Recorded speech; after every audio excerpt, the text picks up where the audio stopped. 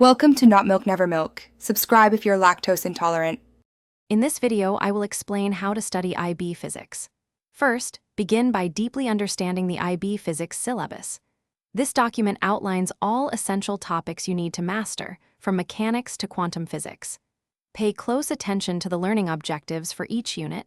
These tell you exactly what concepts to grasp.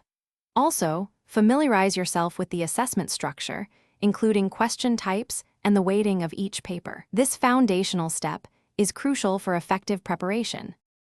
Next, embrace active learning to truly internalize the material. Don't just passively read. Instead, summarize complex concepts in your own words, perhaps using mind maps.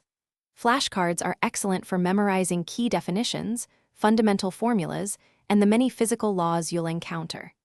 Discussing challenging topics with classmates can provide new perspectives and help solidify your understanding, often revealing gaps in your knowledge that you can then address. Mastering problem solving is paramount in IB physics. Dedicate significant time to practicing a wide variety of problems from your textbook and past examination papers. When faced with a complex problem, break it down into smaller, manageable steps.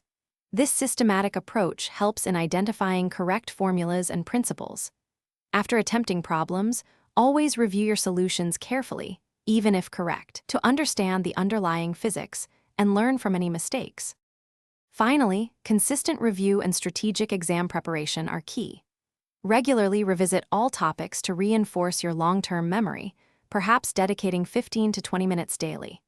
As exams approach, complete full past papers under timed conditions to build stamina and manage your time effectively. Pay close attention to the mark schemes. They offer invaluable insight into how points are awarded and what examiners expect, helping you refine your response technique.